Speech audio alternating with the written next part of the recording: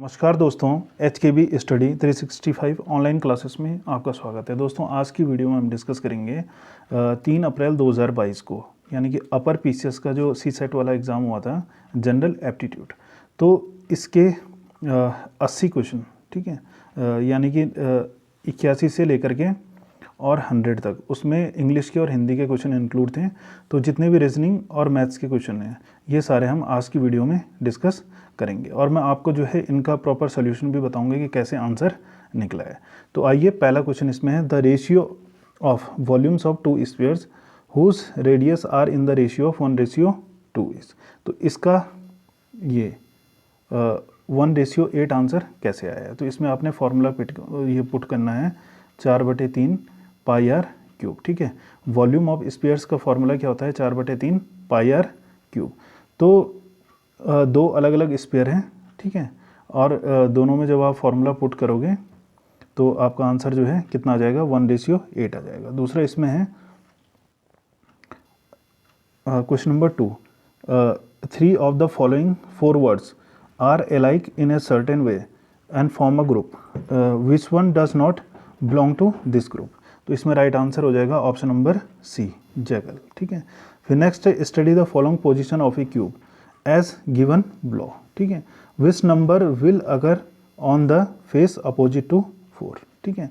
अब ये आपको जो है डाइस की 4 स्थितियां दे रखी है। ये 4 अलग अलग डाइस नहीं है, ठीक है, एक ही डाइस है लेकिन उसकी स्थितियां अलग अलग आपको दी हुई है। तो इस तरीके के क्वेश्चन को सॉल्व करने के लिए मैं आपको एक बहुत आसान सा तरीका बताऊंगा, ठीक है। पहले आपने क्या करना है, इन दो में आप चेक कीजिए, ठीक है। कुछ कॉमन आ रहा है, देखिए 5 और 3 कॉमन आ रहा है, तो आपने क्या करना है, 5 और 3 से ये काट दो, ठीक है। इनमें भी आपको कुछ दिख रहा है, इनमें भी जो है ये 3 और 2, 3 और 2 से 3 और 2 काट दो, तो 1 और 4 बचा है ना। तो यानी कि 1 का अपोजिट 4 हो जाएगा और 4 का अपोजिट 1 हो जाएगा। तो इसलिए ऑप्शन नंबर सी हमारा राइट हो जाएगा। फिर नेक्स्ट है इसमें question number 4, the following data gives the results of a sample survey of 3 categories A, B and C, ठीक है। The percentage of elements in this sample belonging to the category B। तो आपने इसमें जो है B का percentage निकालना है, कितना परसेंट है। तो सबसे पहले आपने क्या करना है, B को काउंट करने हैं, कितने हैं, 1 2 3 4 5 6, ठीक है। तो टोटल कितने B हैं आपके पास, 6 B हैं, ठीक है। और ये टोटल A B C ये सारे नंबर मिला के कितने हो जाएंगे, ये कितने हैं, 30 है, ठीक है, इंटू 100। तो ये 1 0 से 1 0 काटो, 3 2 जा 6, 10 2 जा 20, तो ये कितना हो गया, 20%। नेक्स्ट है क्वेश्चन नंबर 5। क्वेश्चन नंबर 5 में क्या कह रहा है, what is the number of squares in the following figure. इस फिगर में आपने नंबर ऑफ स्क्वायर बताने हैं, तो कितने हैं, 17। फिर नेक्स्ट है question number 6, a boy in rainy season while going to the school takes 1 step forward but he has to take 2 steps backward, how can he reach to the school। तो इसका right answer हो जाएगा option number c, by facing home and walking। Next है question number 7, arrange the following fractions in descending order. ये तो काफ़ी simple है, option number A इसका राइट हो जाएगा। फिर नेक्स्ट है question number 8, the missing letter in the following is, ठीक है। तो इसमें आपने क्या बताना है, मिसिंग लेटर बताना है, तो इसका ऑप्शन नंबर डी राइट आ रहा है। अब ये कैसे आ रहा है, देखिए, बी के बाद सी आया है, जी के बाद एच आया है, एल के बाद एम आता है, ठीक है। लेकिन सी से और जी के बीच कितना गैप है, सी से और जी के बीच क्या क्या आता है, डी ई एफ, और फिर क्या आता है, जी आता है।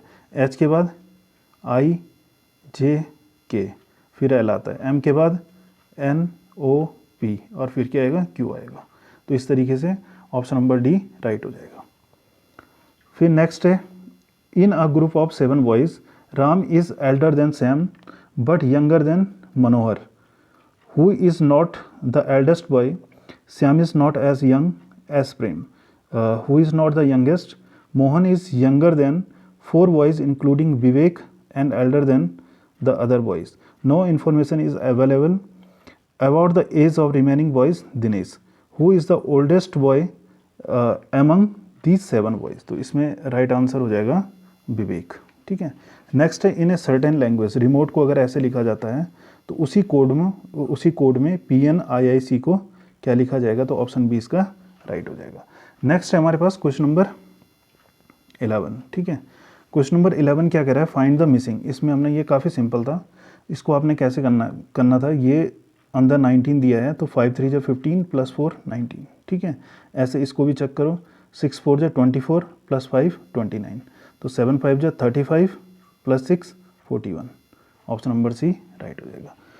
फिर नेक्स्ट क्या कह रहा है, there are some benches in a classroom, ठीक है।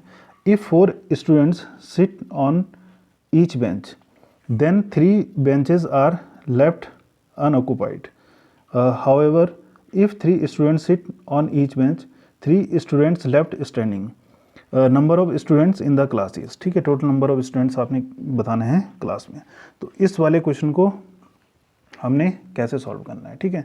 तो सबसे पहले हम क्या करेंगे कि इसको सॉल्व कैसे करना है, देखिए इसको 12 वाले को। तो इसमें मान लीजिए कि नंबर ऑफ बेंचेस, ठीक है। आपने क्या करना है कि मानना है कि number of benches is equal to x, ठीक है।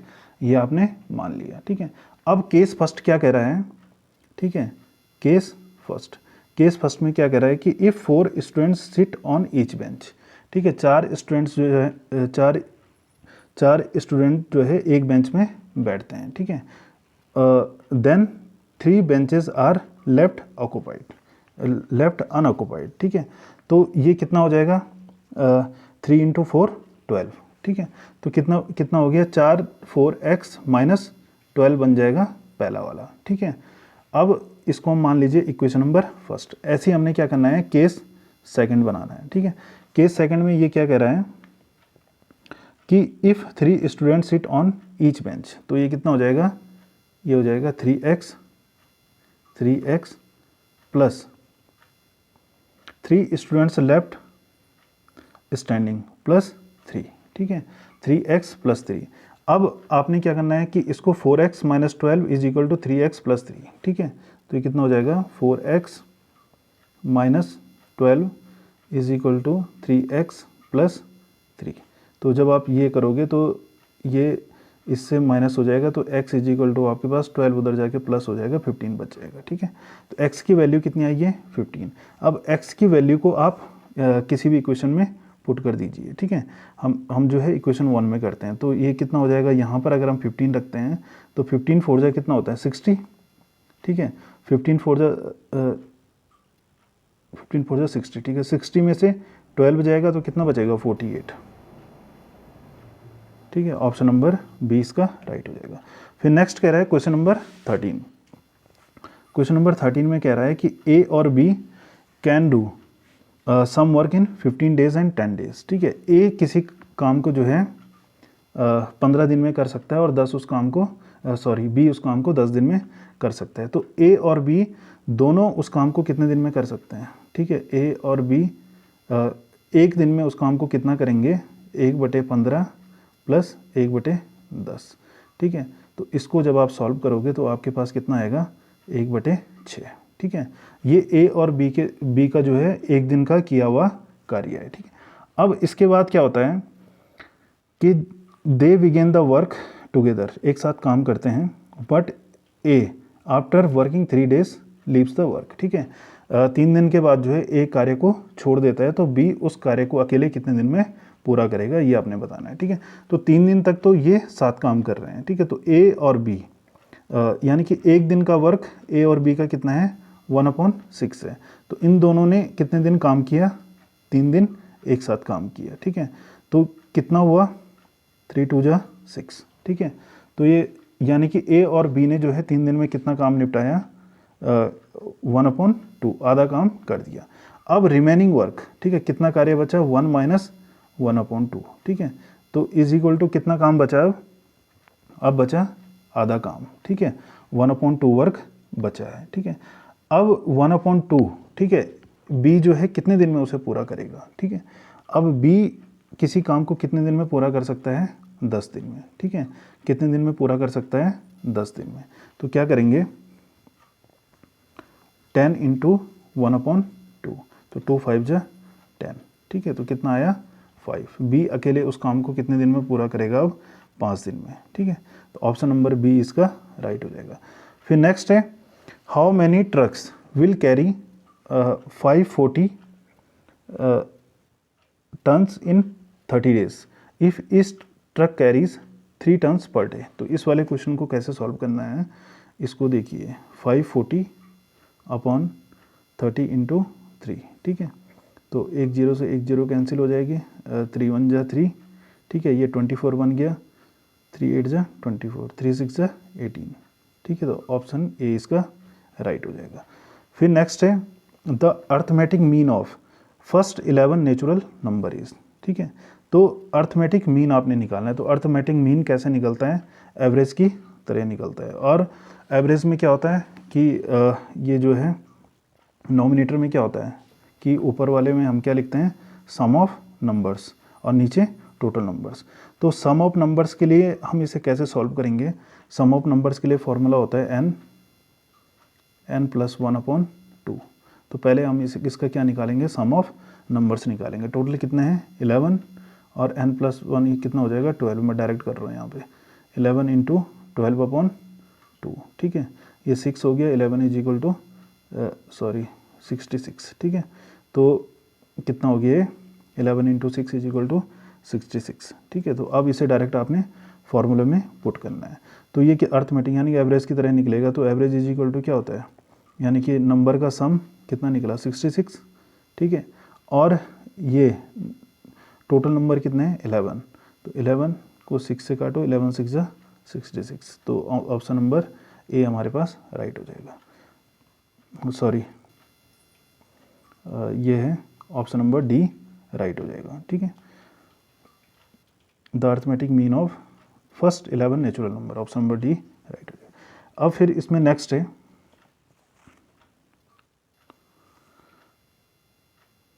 ये वाला क्वेश्चन देखिए, यह है question number 16। If 38 + 15 = 66 and 29 + 36 = 99, then 82 + 44 = कितना हो जाएगा। तो इसको इसने कैसे सॉल्व कर रखा है, देखिए ये है 38 प्लस, ठीक है, 38 + 15 = 66, ये उसने गिवन दिया है। तो हमने क्या करना है कि इनको जोड़ना है। 8 और 3 कितना हो जाएगा 11, 5 और 1 6। तो 11 × 6 जब करेंगे तो कितना आता है 66 आता है, ठीक है। ऐसे ही दूसरे को चेक करेंगे, 29 + 36 = इसने 99 दे रखा है। तो 9 और 2 11, 6 और 3 9, ठीक है। इसको अगर हम मल्टीप्लाई करते हैं तो 99 आएगा।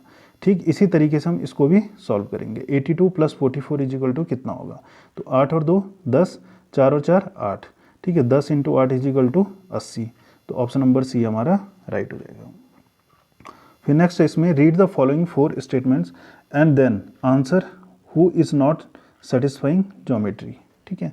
तो इसका ऑप्शन नंबर बी राइट हो जाएगा, सोहन, ठीक है। और नेक्स्ट है क्वेश्चन नंबर 18, इसका ऑप्शन नंबर बी राइट हो जाएगा।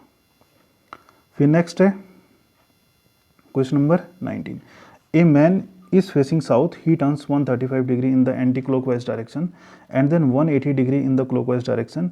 Which direction is he facing now? तो इसका ऑप्शन नंबर डी राइट हो जाएगा, साउथ वेस्ट। फिर नेक्स्ट है, ये क्या कह रहा है, a cube of edge 6 centimetre is painted on all faces of it, ठीक है। It is then cut into cubes of 1 centimetre. How many cubes have no face painted, ठीक है। ये आपने इसमें फाइंड करना है, ठीक है। तो इसमें जो है एक ट्रिक मैं आपको बता रहा हूँ कि आपने नंबर ऑफ क्यूब्स, ठीक है, नो फेस पेंटेड, ठीक है, इस तरीके का सॉल्व करने के लिए एक फार्मूला होता है, ठीक है, कि आपने जो है क्यूब की साइड, जो पेंटेड वाली साइड है, ठीक है, क्यूब की एज, ठीक है, एज ऑफ पेंटेड साइड, ठीक है, उसे आप लिख लीजिए -2 × ठीक है, जो आपने उसमें से छोटे क्यूब कट किए हैं, ठीक है। तो एजेस ऑफ जो आपने उस बड़े क्यूब में से छोटा क्यूब कट किया है, तो ये उसकी जो है साइड लिख दीजिए यहाँ पर, ठीक है। और इस पूरे का होल क्यूब, इस पूरे का क्यूब कर दीजिए होल क्यूब, तो आपके पास आंसर निकल के आ जाएगा। तो इसी इसमें जो है हमने फॉर्मूले में रखा है, ठीक है। तो ये कितना है 6 सेंटीमीटर, ठीक है। एक क्यूब की एज कितनी, एज क्या होती है ये मैं आपको बताता हूँ, ठीक है। मान लीजिए ये क्या है, कोई क्यूब है, ये क्या है, कोई क्यूब है, ठीक है। तो ये क्यूब की क्या होती है, एज, इसको हम क्या कहते हैं, एज। और ये इस तरीके से एक क्यूब में कितनी होती है, ये होती है 12, ठीक है। तो अब इसको हमने क्या करना है, डायरेक्ट इसको फॉर्मूले में पुट करो, ठीक है। ये ट्रिक है, ये शॉर्ट ट्रिक्स, ठीक है। कि एज ऑफ पेंटेड साइड, ठीक है, पेंटेड साइड कितना है 6, ठीक है, माइनस 2 गुना, ठीक है, जो कट इनटू क्यूब्स, ठीक है, जो उसमें से कट किया जाएगा कितने का, 1 सेंटीमीटर एज का। तो इसको यहाँ पर लिखना है और इस पूरे का होल क्यूब कर दो। तो ये कितना हो जाएगा, 6 में से 2 गया 4, तो 4 का जब होल क्यूब आप करोगे तो आपके पास कितना आएगा, 64, कितना आएगा, 64, ठीक है। अब ये आपने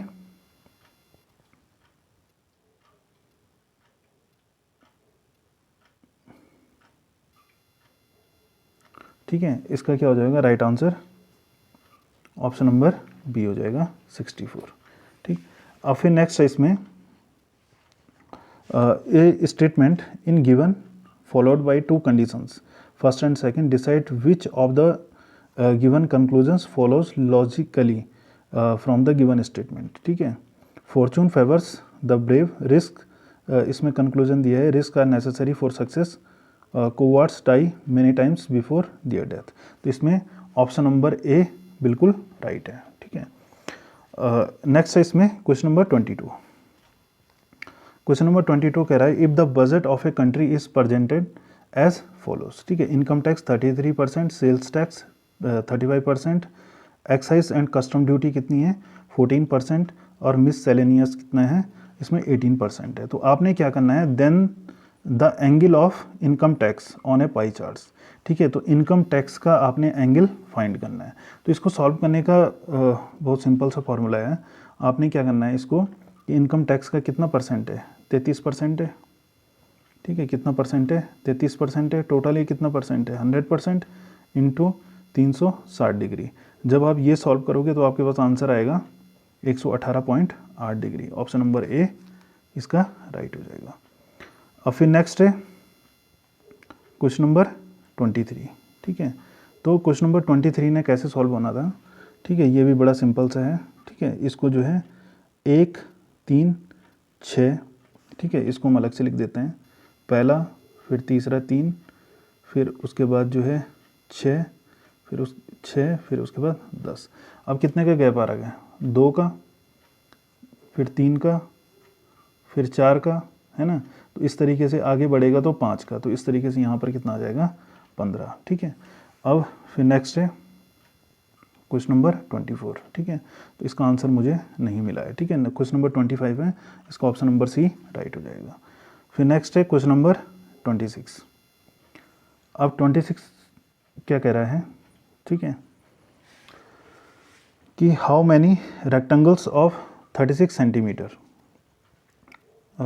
perimeter can be drawn given the sides of positive integers in centimeter, ठीक है। तो ये पेरीमीटर्स ऑफ ए रेक्टेंगल क्या होता है, फॉर्मूला 2l + b, ठीक है। पेरीमीटर ऑफ ए रेक्टेंगल का फॉर्मूला क्या होता है, 2l + b, ठीक है। और ये आपको कितना दिया है, 36 सेंटीमीटर दिया है। अब l + b यानी कि length plus breadth is equal to 18 centimetre हो जाएगा, ठीक है। अब उसके बाद जो है, अब इस 18 सेंटीमीटर को आप जो है किस तरीके से लिख सकते हो, ठीक है। तो 18 को हम कैसे लिख सकते हैं, देखिए, एक तो हम इसे क्या लिख सकते हैं, 1,17, एक हमारी लेंथ हो जाएगी, दूसरी हमारी ब्रेथ हो जाएगी, ठीक है। 1,17 लिख सकते हैं, ठीक है। 2,16 लिख सकते हैं, ठीक है। 3,15 लिख सकते हैं, ठीक है। 4,14 लिख सकते हैं, ठीक है। 5,13 लिख सकते हैं, ठीक है। 6,12 लिख सकते हैं, ठीक है। 7,11 लिख सकते हैं, ठीक है। और क्या क्या लिख सकते हैं, ठीक है, ये हो गया। फिर 8,10 लिख सकते हैं, ठीक है। फिर 9,9 लिख सकते हैं, ठीक है। तो इस तरीके से अब इसके बाद जब हम आगे लिखेंगे क्या, 10,8 लिखेंगे तो ये बार बार रिपीट हो रहा है। 8 10 हम ऑलरेडी लिख चुके हैं, 10 8, तो ये आगे जितने भी आएंगे वो सारे रिपीटेड आएंगे। ठीक है, तो इस तरीके से 1 2 3 4 5 6 7 8 9। ठीक है, तो ऐसे हम जो है कितने जो है साइड्स ऑफ पॉजिटिव इंटीजर्स बना सकते हैं, तो कितनी हो जाएंगी ये 9। ठीक है, ऑप्शन नंबर बी इसका राइट हो जाएगा। फिर इसमें नेक्स्ट है 4 of the following 5 numbers are alike in a certain way and so form a group which one does not belong to the that group। तो इसमें ऑप्शन नंबर सी right हो जाएगा। नेक्स्ट है J N is related to which of the following, तो इसमें option number D right हो जाएगा। 29 का ऑप्शन नंबर बी राइट हो जाएगा। नेक्स्ट है क्वेश्चन नंबर 30। ठीक है, तो क्वेश्चन नंबर 30 का कितना हो जाएगा, क्वेश्चन नंबर 30 का हो जाएगा ऑप्शन नंबर डी। अब ये 30 जो है कैसे आया, देखिए वॉल्यूम ऑफ ए क्यूब। ठीक है, अभी मैंने आपको बताया था ना कि क्यूब की कितनी एजेस होती हैं, टोटल कितनी होती है, 12 एज होती हैं। ठीक है, 12 एज होती हैं। वो मैंने आपको अभी जो है फिगर में एक बार मैं दोबारा आपको बता देता हूँ कि ये कोई क्यूब है। ठीक है, ठीक, इसकी ये इसे कहते हैं एज। ठीक है, इस टाइप की कितनी होती हैं टोटल, इस तरीके की एक क्यूब में 12 होती हैं। ठीक है, तो आइए अब क्वेश्चन को समझते हैं। ठीक, अब ये क्या कह रहा है, इसने आपको volume of a cube is equal to दिया है, volume of a cube is equal to V दिया है। तो वॉल्यूम ऑफ ए क्यूब मान लीजिए कि एज, क्यूब की एज इज इक्वल टू कितना है, ए है। ठीक है, तो ये क्या हो जाएगा, a cube is equal to v. ठीक है, a cube is equal to v, या ए इज इक्वल टू यानी कि edge is equal to v की पावर 1/3 हम इसे लिख सकते हैं। टोटल एज कितनी होती है 12, तो 12 इंटू V3। ठीक है, और 12 इंटू कितना हो जाएगा, V की पावर 1/3। ठीक है, तो 12 V 1/3 ये इस तरीके से आया है। ठीक है, एक बार मैं सॉल्व भी कर लेता हूँ। देखिए a cube is equal to v. ठीक है, या a is equal to b की पावर 1/3 हम इसे लिख सकते हैं। ठीक है, और टोटल ए क्या हमारे पास एज है, क्यूब की एज, टोटल एज कितनी होती है 12। ठीक है, तो 12 इंटू ए कितना हो जाएगा 12A। ठीक है, 12A is equal to A is equal to कितना है वी क्यूब। ठीक है, तो ए की जगह हम कितना लिख सकते हैं, वी की पावर 1/3 लिख सकते हैं। ठीक है, तो इस तरीके से ये ऑप्शन नंबर डी हमारा राइट हो जाएगा। फिर नेक्स्ट है क्वेश्चन नंबर 31 का ऑप्शन नंबर सी हो जाएगा। नेक्स्ट है क्वेश्चन नंबर 32 का ऑप्शन नंबर बी राइट हो जाएगा। फिर उसके बाद नेक्स्ट है क्वेश्चन नंबर 33। अब इसमें देखिए क्वेश्चन नंबर 33 में 2 trains 130 metre and 110 metre long are going in the same direction. Faster train takes 1 minute to pass the other completely. If they move in opposite direction they pass each other in 3 seconds. Difference in the speed of the train is. ठीक है, तो इसको ये question बड़ा आसान है करना। ठीक है, तो इन दोनों को 2 ट्रेन्स, ठीक है, are going in same direction. ठीक है, दोनों ट्रेन जो है सेम डायरेक्शन में जा रही है। ठीक है, तो पहली कंडीशन क्या हो जाएगी, सेम डायरेक्शन वाली। ठीक है, आप क्या बनाओगे, केस फर्स्ट। ठीक है, तो केस फर्स्ट में आपके पास क्या आएगा कि आपने जो है एक ट्रेन फास्ट है, दूसरी स्लो है। तो सबसे पहले आपने क्या मानना है कि आपने मानना है कि let faster train is equal to X. ठीक है, और स्लो, ठीक है, slower train is equal to Y. ठीक है, फास्टर ट्रेन को आपने कितना माना, एक्स माना, और स्लोअर ट्रेन को वाई माना। अब आइए इसके बाद हम सॉल्व करते हैं। ठीक है, तो आपके पास पहली कंडीशन क्या कह रहा है कि सेम डायरेक्शन में जा रहे हैं। Faster train takes 1 minute to pass the other completely. ठीक है, तो फॉर्मूला क्या होता है, speed is equal to distance upon time. ठीक है, अब स्पीड क्या होता है, जब सेम डायरेक्शन में स्पीड क्या होती है, जुड़ जाती है। ठीक है, तो इसको हम क्या लिख सकते हैं, एक्स। ठीक है, सॉरी, सेम डायरेक्शन में क्या होती है, स्पीड घटती है। ठीक है, तो ये क्या हो जाएगी, X minus Y. X minus Y is equal to ये डिस्टेंस कितनी है, 130 मीटर प्लस 110, ये टोटल कितना हो जाएगा, ये हो जाएगा 240 240 मीटर। ठीक है, अब मीटर 1 मिनट है तो इसको सेकंड में बदलने के लिए 60 से, ठीक है, 1 0 से 1 0 कट गया, 6 4 जा 24। ठीक है, तो यहाँ पर कितना बचा, 4 बचा। तो पहले वाले से हमारे पास क्या निकल के आया, x minus Y is equal to 4, और इसको हमने मानना है, ठीक है, x minus Y is equal to 4। ठीक है, और इसको क्या मानना है, इक्वेशन नंबर फर्स्ट मानना है। अब यहाँ तक हमारा क्वेश्चन सॉल्व हो चुका है। ठीक है, नेक्स्ट है if they move in opposite direction. ठीक है, अब अपोजिट डायरेक्शन में क्या होगी, स्पीड जुड़ जाएगी। अब सेम यही फॉर्मूला लगाना है, यहाँ पर ऐसे लिखना है केस सेकंड। ठीक है, तो speed is equal to distance upon time. ठीक है, डिस्टेंस अपॉन टाइम, स्पीड कितनी हो जाएगी, x plus Y is equal to distance कितनी है, इन दोनों को हमने जोड़ा था तो कितना हो जाएगा 240। ठीक है, 240 अपॉन, ये समय कितना ले रहा है, 3 सेकंड का ले रहा है, 3 8 जा 24 तो 80। ठीक है, तो x plus Y is equal to 80। Equation first से x minus Y is equal to 1 आया। ठीक है, और इक्वेशन नंबर सेकंड से कितना आया, x plus Y is equal to 80 आया। ठीक है, ठीक है, तो अब हमने क्या करना है कि इन दोनों इक्वेशन को हमें जोड़ना है। ठीक है, ये 4 आया। ठीक है, 4 था ये। ठीक, अब इन दोनों को जब हम जोड़ेंगे तो y से y कट जाएगा। ठीक है, ये कितना हो जाएगा, 2x इज इक्वल टू 84। ठीक है, कितना हो जाएगा, 2x इज इक्वल टू 84। ठीक है, और x इज इक्वल टू कितना हो जाएगा, 42। अब ये x हमारे पास क्या निकला, x हमने क्या माना था, फास्टर ट्रेन। ठीक है, फास्टर ट्रेन की स्पीड क्या माना था, फास्टर ट्रेन की स्पीड। अब हमने स्लोअर ट्रेन की स्पीड निकालनी है। ठीक है, तो पहले हमारे पास क्या निकला था, निकल के x minus Y is equal to 4 आया था एक इक्वेशन, और दूसरी वाली कितनी आई थी, x plus Y is equal to 80। इन दोनों में से किसी भी इक्वेशन में आप जो x की वैल्यू को पुट कीजिए तो स्लोअर ट्रेन y की स्पीड आपके पास निकल के आ जाएगी। हम जो इक्वेशन फर्स्ट में रखते हैं, तो x की वैल्यू अगर हम 42 रखते हैं, minus Y is equal to 4, तो y इधर चले जाएगा, तो ये कितना हो जाएगा, 42 माइनस 4 38। ठीक है, अब आपसे क्या पूछा है कि difference the speed of the train, इन दोनों ट्रेन का स्पीड, तो 42 में से 38 जब गया तो कितना बचेगा, 4, और यही हमारे पास 4 मीटर पर सेकंड। ऑप्शन नंबर ए इसका राइट हो जाएगा। ठीक है, अब नेक्स्ट क्या है, at the rate of 10% compound interest per annum in how many years 1000 will becomes 1331। देखिए बहुत सिंपल सा क्वेश्चन है।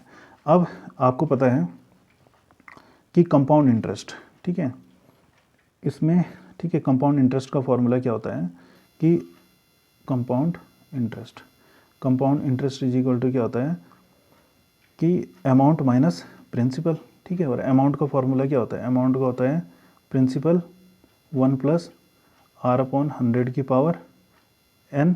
ठीक है, तो ये डायरेक्ट रख लीजिए। ठीक है, और माइनस p कर दीजिए। ठीक है, तो ये कंपाउंड इंटरेस्ट निकल के आएगा। अब प्रिंसिपल कितना है यहाँ पर, ठीक है, प्रिंसिपल, ठीक है, ये आप जो है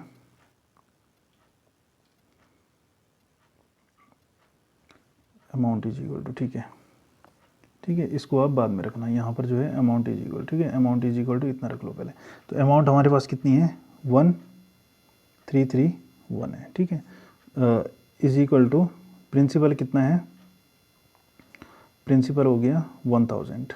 ठीक है, 1000। ठीक है, ये कितना है, 1331 इज इक्वल टू कितना है, 1000। ठीक है, अब ये 1 प्लस आर अपॉन 100। अब ये रेट कितना है, 10%। ठीक है, 10 अपॉन 100 की पावर n। ठीक है, n आपने फाइंड करना है, तो इसको आप ऐसे लिख सकते हो 1331 अपॉन 1000। ठीक है, और ये कट जाएगा। ठीक है, तो ये हो जाएगा 11 अपॉन 10, 11 अपॉन 10 की पावर n। ठीक है, तो इसको जब काटोगे तो ये कितना हो जाएगा, ठीक है, ये वाला होता है 10 का क्यूब, 11 अपॉन 10 का क्यूब। ठीक है, तो 11 अपॉन 10 का क्यूब। ठीक है, 11 अपॉन 10 का क्यूब, तो n की वैल्यू कितनी आ गई, 3। n की वैल्यू कितनी आई है, 3। अब फिर इसमें नेक्स्ट है दोस्तों, अब मैं आपको जो है डायरेक्ट इसके आंसर बताते हुए जाता हूँ, क्योंकि अब जो है पढ़ते को अगर बताऊँगा तो वीडियो काफ़ी लंबी बन जाएगी। ठीक है, नेक्स्ट है 35 का ऑप्शन नंबर ए राइट हो जाएगा, 36 का ऑप्शन नंबर बी राइट हो जाएगा। नेक्स्ट है क्वेश्चन नंबर 37, ठीक है, 37 का ऑप्शन नंबर ए राइट हो जाएगा, 38 का ऑप्शन नंबर बी राइट हो जाएगा। नेक्स्ट है 39 का ऑप्शन नंबर ए राइट हो जाएगा, और ये मेरे पास है सेट सी। कौन सा है? सेट सी। ठीक है, इससे आप अपने आंसर लगा लीजिएगा। ठीक है, नेक्स्ट है क्वेश्चन नंबर 40 का ऑप्शन नंबर सी राइट हो जाएगा, 41 का बी कजिन। फिर नेक्स्ट है 42 का 90 हो जाएगा, 43 का 120 हो जाएगा, 44 का 1990 हो जाएगा। फिर इसके बाद नेक्स्ट है क्वेश्चन नंबर 45, इसका ऑप्शन नंबर डी राइट हो जाएगा। नेक्स्ट है 46 का ऑप्शन नंबर डी राइट हो जाएगा। फिर नेक्स्ट है क्वेश्चन नंबर 47, इसका भी डी राइट हो जाएगा। ठीक है, फिर नेक्स्ट है क्वेश्चन नंबर 48, इसका सी ऑप्शन राइट हो जाएगा।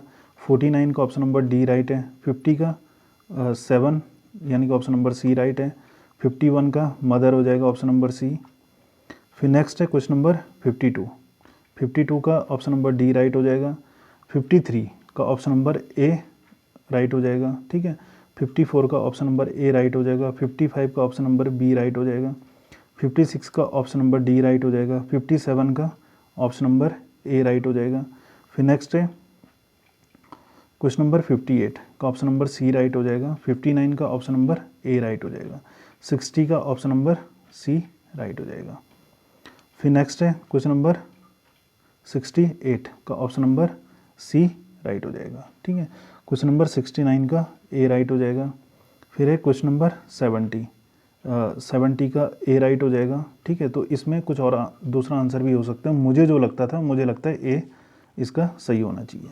फिर नेक्स्ट है क्वेश्चन नंबर 71 का डी राइट हो जाएगा।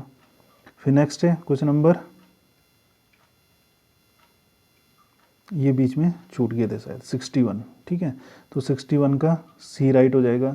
फिर 62 का ऑप्शन नंबर बी राइट हो जाएगा। I would hire him for production और finance job but not for marketing job which requires good communication skills. 63 का 2:1 हो जाएगा। फिर नेक्स्ट है क्वेश्चन नंबर 64 का ऑप्शन नंबर डी राइट हो जाएगा। फिर नेक्स्ट है क्वेश्चन नंबर 65। ठीक है, ऑप्शन नंबर सी इसका राइट हो जाएगा। नेक्स्ट है क्वेश्चन नंबर 66, इसका ऑप्शन नंबर ए राइट हो जाएगा। फिर नेक्स्ट है, इसका मैंने काफ़ी कोशिश की है दोस्तों, इसका आंसर मुझे कहीं मिला नहीं है। ठीक है, फिर नेक्स्ट है क्वेश्चन नंबर 72। ठीक है, क्वेश्चन नंबर 72, इसका ऑप्शन नंबर डी राइट हो जाएगा। अब ये जो है 67, ठीक है, 67 के बाद वाला पेज जो है इससे पहले आ चुका है। ठीक है, इसी पीडीएफ में आप चेक कर लीजिएगा। ठीक, नेक्स्ट है क्वेश्चन नंबर 72, तो 72 का ऑप्शन नंबर डी राइट हो जाएगा। 73 का ऑप्शन नंबर बी राइट है। 74 का थर्सडे हो जाएगा। 75 का ऑप्शन नंबर डी राइट है। ठीक है, फिर next question number 76, question number be right हो जाएगा। क्वेश्चन नंबर 77 का ऑप्शन नंबर सी राइट हो जाएगा। क्वेश्चन नंबर 78 का यहाँ पर सी हो जाएगा। 79 का ऑप्शन नंबर सी हो जाएगा, और क्वेश्चन नंबर 80 का ऑप्शन नंबर बी राइट हो जाएगा। दोस्तों, आज की वीडियो आपको कैसी लगी प्लीज़ बताना ज़रूर, और अगर आपको वीडियो थोड़ी सी भी हेल्पफुल लगी हो तो प्लीज़ वीडियो को लाइक, शेयर और सब्सक्राइब करना ना भूलें। दोस्तों, इसमें मैंने आपको जितने भी आंसर बताए हैं, ठीक है, तो लगभग 99.9% ये 1-2 हो सकते हैं, कहीं पर 1 या 2 गलत हो जाएं। ठीक है, वरना 99.9% ये एकदम एक्यूरेट आंसर है।